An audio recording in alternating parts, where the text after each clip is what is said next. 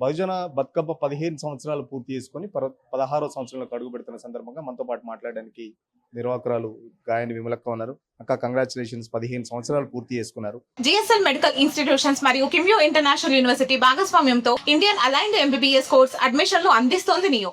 So 16వ సంవత్సరం ఎలాంటి theme తీసుకుంటున్నారు? దానికి సంబంధించి ఒక సన్నాహక సమావేశం కూడా పెట్టుకున్నారు. సో ఈ సంవత్సరం ఎలాంటి థీమ్ తీసుకుంటున్నారు? అంటే ఇది 15 సంవత్సరాలుగా ప్రారంభమై 16వ సంవత్సరంలోకి అడుగుపెట్టబోతుంది.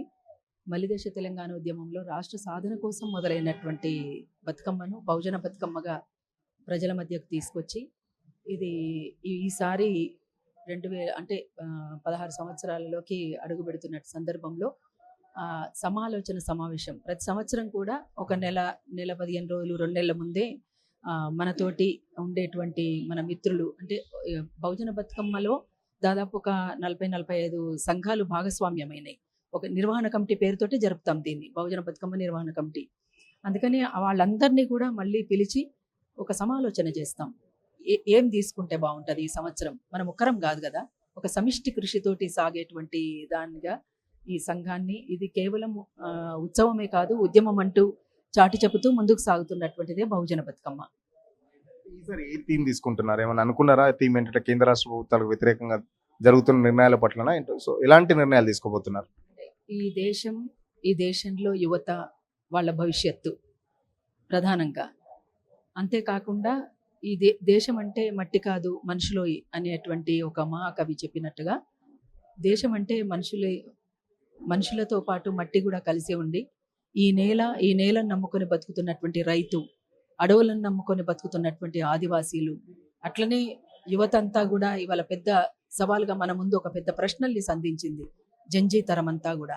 అందుకని ఇవన్నిటిని క్రోడీకరిస్తూ ఈ ఆలోచనల్ని పంచుకుని అందరి ప్రతిపాదనల్ని ఒక చోటికి చేర్చి మళ్ళీ కూర్చొని దాని నుంచి దేని మీద తీసుకుంటే బాగుంటుంది అనేటువంటి విషయాన్ని ఆలోచిస్తాము. కాబట్టి ఇవాళ అందరి సలహాలు, సూచనలు, ప్రతిపాదనలు తీసుకోవడానికే పెట్టినటువంటి సమాలోచన సమావేశం. బతుకమ్మ అంటే జనరల్గా ఆడబిడ్డల పండుగ.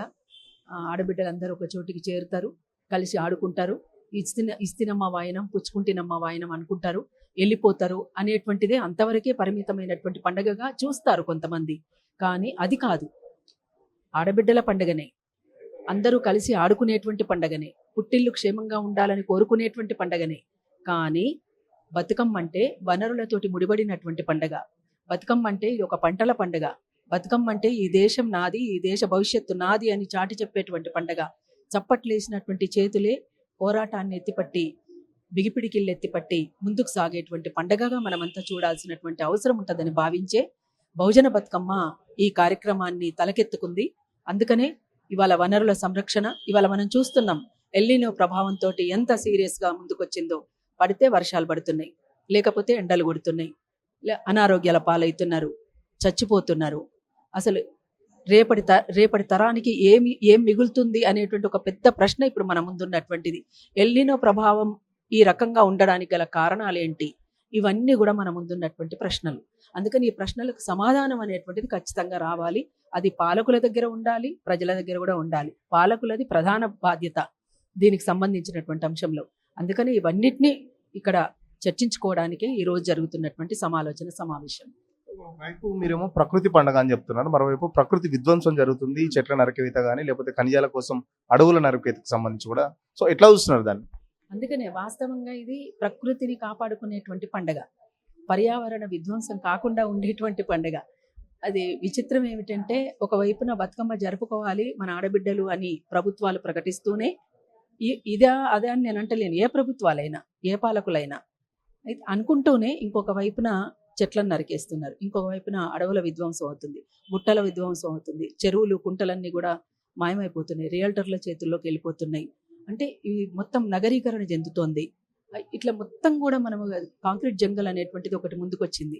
ఇవన్నిటిని ఒక్కసారి మనం గమనిస్తే నిజంగా ఈ పండగకు ఆనందంగా జరుపుకోవడానికి, ఆడబిడ్డలు సంతోషంగా ఉండడానికి నిజంగా అట్లాంటి పరిస్థితులు ఉన్నాయా? అట్లాంటి పరిస్థితులు ఉండాలి అనుకుంటే ఈ విధ్వంసం అంతా కూడా జరగకుండా ఉండాలి. కాబట్టి ఈ విధ్వంసానికి వ్యతిరేకంగా కూడా నేటి యువతరం ఆలోచించాలి. ఇవాళ దేశ భవిష్యత్తు కూడా యువత చేతుల్లో ఉంది ప్రధానంగా. అందుకని ఆ యువత అంతా కూడా ఈ సమాధానాన్ని వెతుక్కోవడానికి, ఈ సమాధానం పాలకుల నుంచి రాబట్టుకోవడానికి మనము ఉద్యమం ద్వారా ముందుకు సాగాల్సినటువంటి అవసరం ఉంటుందని చాటి చెప్పడానికి బహుజన బతుకమ్మ సిద్ధమవుతుంది. మీరేమో ప్రశ్నించాలంటున్నారు, ప్రశ్నిస్తేనేమో ప్రభుత్వాలు పక్క దేశం వాళ్ళు లేకపోతే పక్క దేశం నుంచి వెళ్ళి ఫండ్స్ వస్తున్నాయి అని చెప్పేసి ఇట్లా రకరకాలుగా మొన్న అయితే ఢిల్లీలో జరిగిన జంజీ ఉద్యమం సంబంధించి కూడా చాలా వరకు ఆ యువత పక్క దేశం నుంచి వాళ్ళు చెప్పినట్టు వింటున్నారు, ఈ దేశం మీద వాళ్ళకి ప్రేమ లేదు అని చెప్పేసి కూడా చెప్తున్న పరిస్థితి. నిజంగా మరి ఇప్పుడు మొన్న పాల్గొనే యువతకు ఈ దేశం మీద ప్రేమ లేదా, ఏం చెప్తారు? అసలు ఈ దేశం మీద ప్రేమ లేకపోతే ఈ ప్రకృతి బాగుండాలి, ఈ దేశ ప్రజలు బాగుండాలి, రేపటి తరం బాగుండాలి అని ఎందుకు అడుగుతారండి? అట్లా అడగలేరు కదా. లేకపోతే ఈ దేశం బాగుండొద్దు అని అనుకుంటారా మన దేశ ప్రజలు? తప్పు కదా. అట్లాంటి ఆలోచన తప్పు. నా దేశం నా ప్రజలు బాగుండాలి అని కోరుకోవటం అనేటువంటిది ఏ దేశ ప్రజలకైనా ఉంటుంది. కానీ ఇతర దేశాల నుంచి ఫండ్స్ వస్తున్నాయి అంటే మరి ఎవరికి ఏం ఫండ్స్ వస్తున్నాయో నాకు తెలియదు. కొత్తగా ఈ కొత్త పదం వింటున్నాను నేను. అంటే ఎవరు ప్రశ్నిస్తే వాళ్ళ మీద నిందలు వేయడము అనేటువంటిది పాలకులకు పరిపాటి అయిపోయింది. ఇది అంటే ప్రశ్న అనేదే ఉండకూడదు అనుకుంటున్నారు. ఇప్పుడు రాజ్యాంగం ఇచ్చినటువంటి హక్కు మనకు, వాక్ స్వాతంత్రం అనేటువంటిది, మాట్లాడే హక్కు అనేటువంటిది, పోరాడే హక్కు అనేటువంటిది ఇవాళ మనకు రాజ్యాంగం కల్పించినటువంటి హక్కు. ఆ హక్కును కాదనేటువంటి రైట్ ఎవరికీ లేదు. అందుకని ఇవాళ బాధాకరమైనటువంటి అంశం ఏంటంటే రాజ్యాంగమే ఇవాళ భద్రతను కోల్పోతున్నటువంటి సందర్భం ఇది. అందుకనే రాజ్యాంగాన్ని కాపాడుకోవాలి, మన హక్కుల్ని కాపాడుకోవాలి, మన పిల్లల భవిష్యత్తును కాపాడుకోవాలి. నేటి తరం మీద ఇవాళ ఈ దేశ భవిష్యత్తు ఉంది అని చెప్పేసి మేము బలంగా నమ్ముతున్నాం. తప్పనిసరిగా ఆ దిశగా అడుగులు వేస్తాము, అడుగులు వేయడానికి యువతను కదిలిస్తామని చెప్పేసి కూడా మరొకసారి తెలియజేస్తాం. చివరగా మా ప్రేక్షకుల కోసం బతుకమ్మ పాట ఒక్క 2 లైన్లు, ఒక బతుకమ్మ పాట. బతుకమ్మ పాట ఇప్పుడు కొత్తగా జై జై జై జై జై రా బతుకమ్మలకు, జై జై జై జై జై రా బహుజనులకు, జై జై జై జై జై రా బతుకమ్మలకు, జై జై జై జై జై రా బహుజనులకు. ప్రకృతి ఇచ్చిన పువ్వులకు, శ్రమతో అల్లిన దండలకు, ప్రకృతి ఇచ్చిన పువ్వులకు, శ్రమతో అల్లిన దండలకు, బతుకుమంటూ దీవించేటి తెలంగాణ పండుగకు, జై జై జై జై జై రా బతుకమ్మలకు, జై జై జై జై జై రా బతుకమ్మలకు. Thank you. సో ప్రతి ఏడాది ఒక థీమ్ తీసుకుంటున్నాం. ఈసారికి సంబంధించి యువత ముఖ్యంగా జంజీ ఉద్యమం ఏదైతే ఢిల్లీలో చూసామో ఖచ్చితంగా ప్రశ్నించాలి, ప్రశ్నిస్తేనే పాలకులు మారుతారు, ప్రశ్నించే హక్కు రాజ్యాంగం మనకు కల్పించింది. బట్ ఈ రోజుల్లో ప్రశ్నిస్తేనే ఇటు రాష్ట్ర ప్రభుత్వమైనా అటు కేంద్ర ప్రభుత్వమైనా విలన్లుగా చూసే పరిస్థితి. సో అలాంటి పరిస్థితికి భిన్నంగా ఆ యువతకు మద్దతుగా ఈసారి బహుజన బతుకమ్మ దానికి సంబంధించి థీమ్ కూడా తీసుకుంటున్నాం. ముఖ్యంగా సమావేశంలో అందరి నిర్ణయాల మేరకే బహుజన బతుకమ్మలో ఎలాంటి థీమ్ తీసుకోవాలి, బతుకమ్మ అంటే కేవలం కొత్త డ్రెస్సులు వేసుకొని ఆటపాటలు కాదు, బతుకమ్మ అంటే ప్రకృతి పండుగ. సో పక్కన ప్రకృతి విధ్వంసం జరుగుతుంటే మరో పక్కన ప్రకృతి పండుగ చేసుకోవడం ఎంతవరకు కరెక్ట్? సో ఇట్లాంటి అన్నిటి అంశాల మీద ఖచ్చితంగా ప్రజల్ని చైతన్యం చేసేదే బహుజన బతుకమ్మ అని చెప్పేసి విమలక్క చెప్తున్న పరిస్థితి. విడజన్ డిస్ట్రిక్ట్ గజపతో సురేష్, RTV కోసం, హైదరాబాద్.